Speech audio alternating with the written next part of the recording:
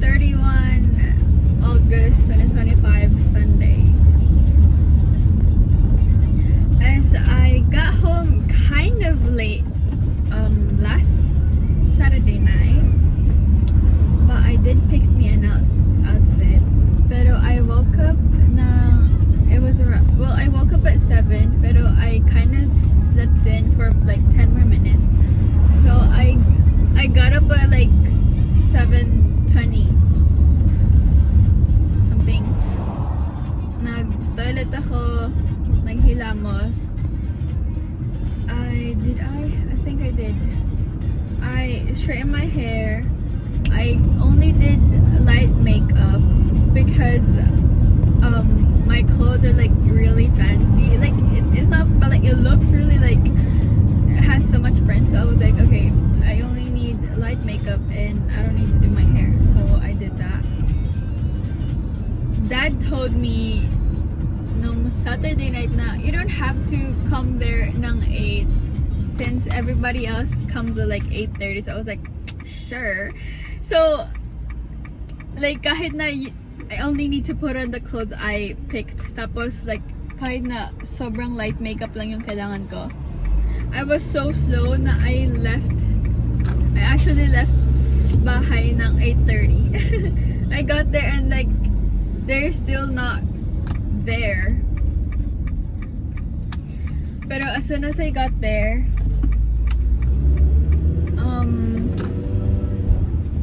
binigay nila yung gift niya sa akin. Tapos, binati ako ng mga teens na nandun na. Tapos si Kuya Josh, biglang sabi niya, oh, Shen, may bibigay ako sa'yo. Bro. Pero I didn't receive it. Pero si Chuchay nagbigay sa akin after kasi hindi ko siya nalapitan.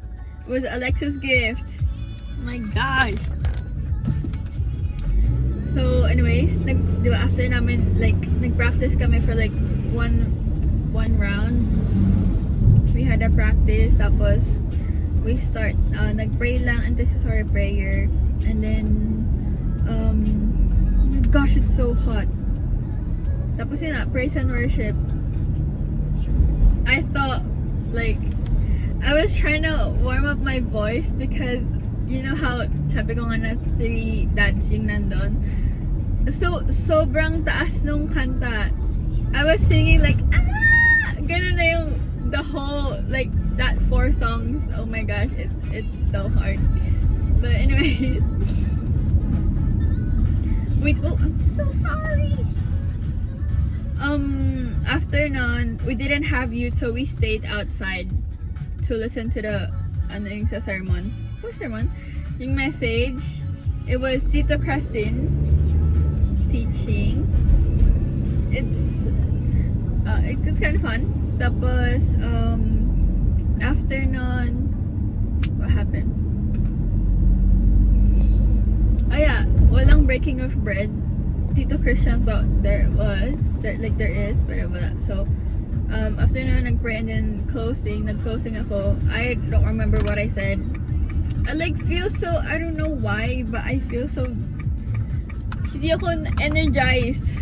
It's so sad. And ang taas din nung kanta na kinanta ko for closing. So, most of the time, I'm like, hindi ako makanta. After nun, finish na, kumain kami. Si Ate Ari nagabot ng food sa akin kasi sabi niya wala doon nakapilan. Like, the people at the kitchen were waiting for like people to come. So, she just grabbed me a food. So, I had that. Pero, we had, like, Tech Team had a meeting. Diba? Yeah. We had a meeting. That's when Chuchay handed me Alexa's gift. Like, huge paper bag. Like, bro.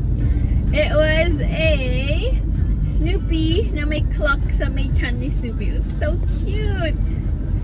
She gave me that. Tapos, nag-meeting lang si Kuya Josh about, I don't know, the schedules, I think. And, like, people were late kanina. Tapos, that's it. Tapos, lumabas na kami.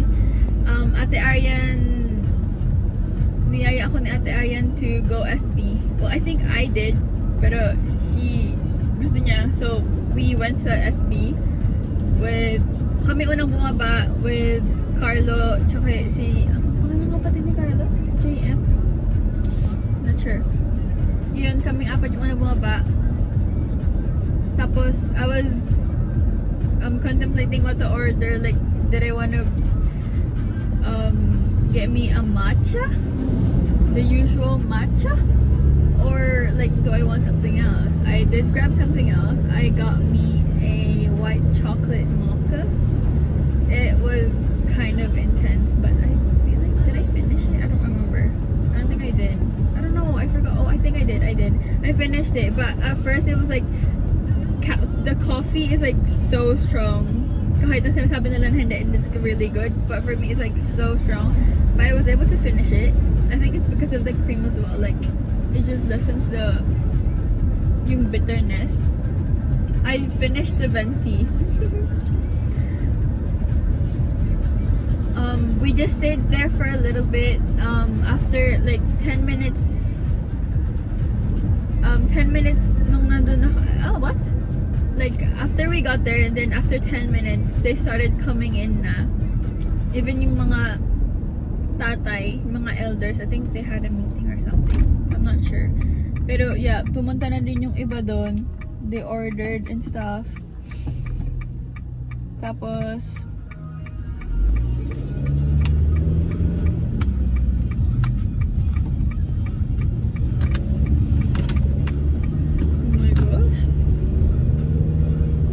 we decided to go upstairs now because it was raining.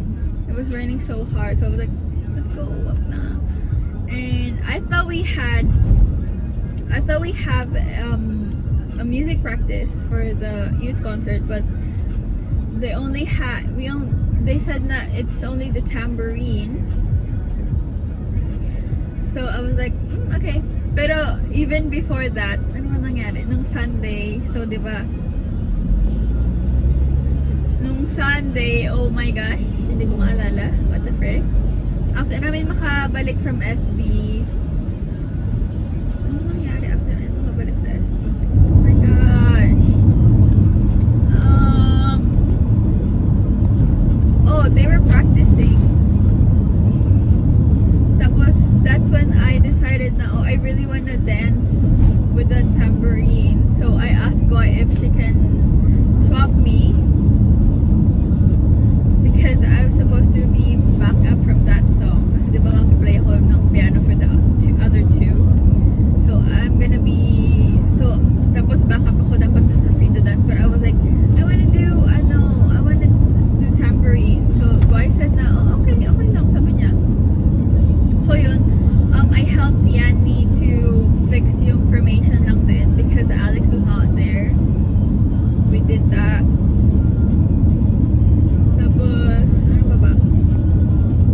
Nag-practice yung ibang bata.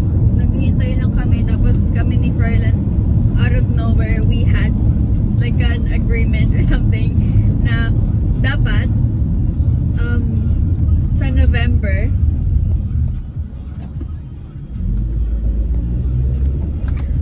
November if hindi pa kami like fit or payat, bibigyan namin yung kung sinong natalo ng $50 worth of item.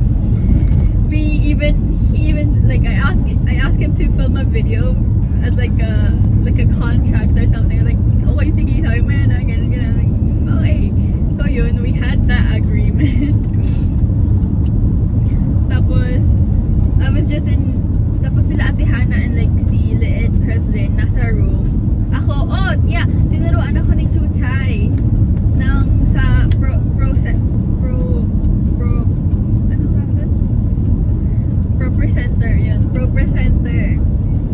Kasi nga, the last time the tech team had a meeting, like before this one,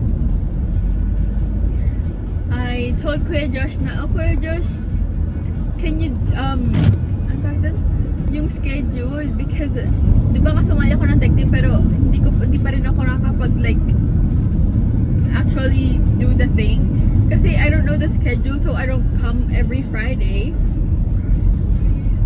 So I asked him na, ano yun nga, gawin kami ng schedule, ganan. So, tinuruan ako ni Chuchay. Nagpaturo ako sa kanya nung Sunday. Like, tinuruan niya sa akin yung mga basic stuffs. And yun, like, siguro 30 minutes kami nandun. Ganon. We just stayed there. Tapos, pinapanood ko lang yung mga nag-practice. And then, pumunta ako dun sa room with kina Ate Hannah. I don't know, they finished talking na ata. No? I was just there. Tapos, they were like, they decided na, let's have a meeting first. Sabi nilang ganon. Sabi nila Ate Hannah, let's have a meeting first. Kasi even before that, nung kumakain kami ng lunch, I need to get my story right.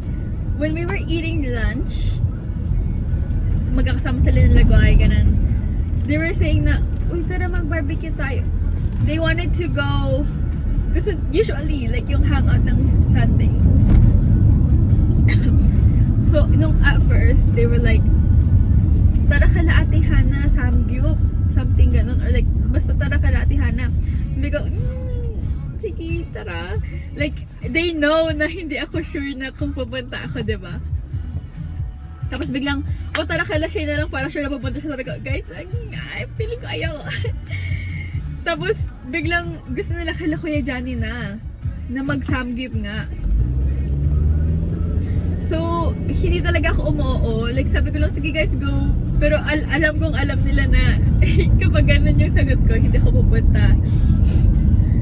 So, yun nga yun, diba? That's during, nung kumakain kami ng lunch. Tapos, nung nandun na ako sa room. Tapos, Ate Hannah was like, tara guys, mag-meeting muna tayo sa labas. Ganun. Kasi diba, nasa loob kami, nagpa-practice. Tapos, biglang, pagka, like, when everyone was in the circle na, they pull out a cake.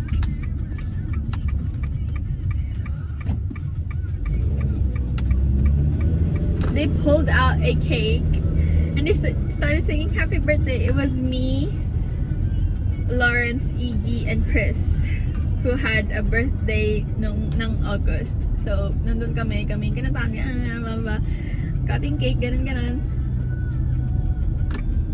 Tapos, Ate Hannah was like, let's give a message or a compliment sa mga birthday celebrants. So, yung teens nagbigay kay Iggy and Chris. Tapos, yung mga youth nagbigay sa akin and kay Lawrence. Tapos yun, umiyak sa Iggy. I almost cried because Ate Hannah's message, like, really so sweet. It's actually like, I wanted to bawl my eyes out, but luckily, well, like, I didn't. That happened. That took like almost like 40 minutes, 30 minutes, an hour. Something like that. Uninterested na rin yung iba. It's like, they finished giving a message na, so okay, wait. Had to go back because I forgot something, but where was I? So, after na magbigay ng message, kinato namin yung cake. We had slice. It was really good. After nun, what happened after nun? Nag-practice na kami ng coming free to dance. I was able to actually dance! Yay! So, nag-free to dance ako. Tapos, oh my gosh. Everyone was like really tired and like lazy na. It was almost 6 na. Or like 6 na nung natapos kami. 6 na nung natapos kami talaga. Tapos, yun nga, kino-confirm ko na, pupunta, tuloy, like, I thought hindi natuloy yung kay Kuya Johnny. I thought na, baka nag-ano na lang sila. Na baka, hindi naman talaga tuloy. So, I was like, okay, hindi akong kapaalam. Like, okay, uwi na ako, pagkaras na to. Pero biglang, they started asking me na, kasi bumalik yung mga boys. Pinauwi ni Mama si Julius kasi nga wala naman siyang gagawin doon. Wala namang music practice. Hindi naman siya kasama sa tambourine. Tambay lang siya doon. So, pinauwi siya ni Mama. Tapos biglang sinundo siya nila Ferland siya ni Carlo. Umalis sila. So, I was like, okay, baka hindi natuloy. Noong hindi ko alam na sinundo, so I thought na, baka hindi natuloy, umuwi na sila. Pero bumalik sila sa church. So, I was like, so tuloy nga. Tapos biglang umalis ulit sila na hindi ko alam. na pumunta pala sila sa McDo. Pero I was like, okay, baka hindi talaga tuloy, baka naggumala lang silang mga guys. So I thought yun. So biglang bumalik sila, and like, Yanni and like sila Elo, si Guay, started like asking me na, uy, tara na kaila Kuya Johnny. I was like, ha? Tuloy pa ba yun? So, apparently, it was tuloy nga. So, what happened? Umalis lang kami doon. Pumunta kami, dumiretso, it was me, Chuchay, and Guay sa car. Tapos sinasabi ni Guay na first time niya lang daw sumakay sa car ko. What happened? Which, I don't know if first time niya pa talaga, I don't remember, but she said na it is. First time sabi niya na hindi, so I don't know. So yun nga. Nauna kami doon, di ba? Yeah, nauna kami doon. Nasa likod namin si Leet and Yanni. And nakasunod din si Carlo, who left first kasi din-wrap off niya si Yuri. Pero after namin makapag-park doon, dumating din siya. Tapos, we stayed there. Well, they stayed in my car. Everyone stayed in my car for like 5 minutes before may nag-message yata sa kanila na, oy guys, pumasok na daw kayo. We were just talking things here sa car. Tapos yun nga, pumasok na kami sa bahay ni Kuya Johnny.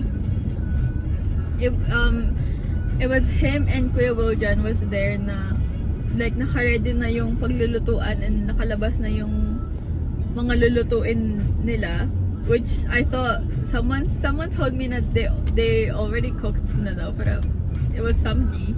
Anyways, so yun nga, nandun na kami. Super tagal dumating nila Ate Hana. After like it's siguro mga 10 minutes namin after makarating doon, dumating si Froylan. Tapos biglang 20 minutes after pa nun, that's when Ate Hana came.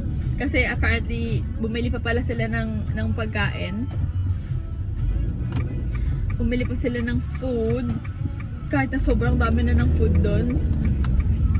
Pero, before pa nun, nag-start na magluto si Kuya Johnny and Kuya Will. And tinulungan din namin ni Eloise. Na nagluto kami sa loob kasi sobrang lamig sa labas. Anon sila sa may parang yung ang tawag dun? Yung storage na bahay dun. Dun sila nagluto. Saan ako tadaan? I don't remember. Oh, here. Oh my gosh. So, yun. At first, like, kasi pumasok si Kuya Will dyan sa loob. So, nandun si Kuya Johnny sa labas. So, lumabas ako kasi bro, nakakaawa naman na siya, kanyang bahay na nga siya pa yung nagluto, tapos mag-isa lang siya doon. So sabi ko, oh si Kuya, kailangan makasama.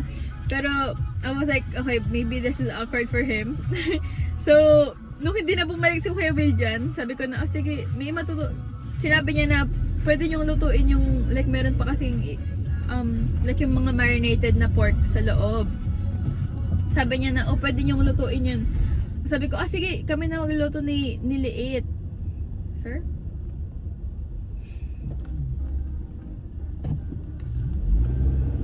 Kami na magluluto ni Liit, sabi ko ganon. So, pumasok ako, tapos sabi ko kay Kuya Will dyan na, kasi nakita ko na siya yung nagluluto, sabi ko kay Kuya Will dyan na, Kuya, kami na magluluto ni Liit dyan, samahan mo si Kuya Johnny doon, sabi ko na lang na ganon. So, he did, tapos, well, si Liit lang yung nagluto. I was just there, standing sa tabi niya. Tapos, edi nagkikwento na si Frolens about, like, you know, yung mga stuff. Hindi ko na marinig. Hindi rin marinig ni Liit. So, kami dalawin nag-aanohan doon.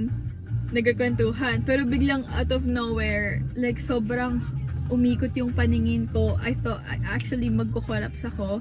Hindi siya gutom. Hindi ako gutom. Feeling ko sobrang naano sa, I don't know, heater kasi nakabukas tapos yung amoy. Pero like sobrang naging mute, hindi nagkasalita, as in nakaganon lang ako sa may upuan sa couch. Kasi sobrang sakit ng ulo ko.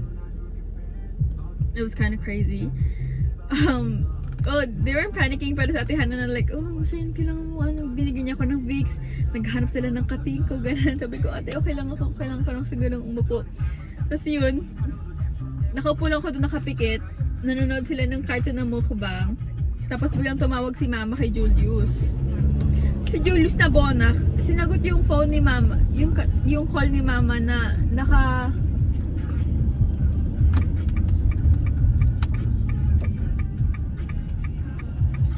sinagot yung call, tapos pinut niya on speaker. Tapos yung boses ng mama parang galit, tapos yung sagot ni Julius parang ewan.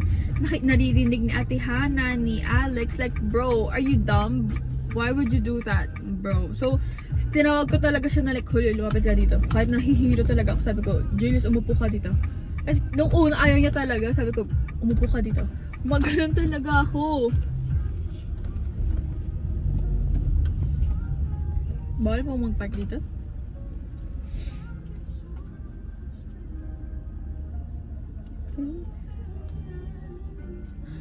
Masakit ang tiyan ko.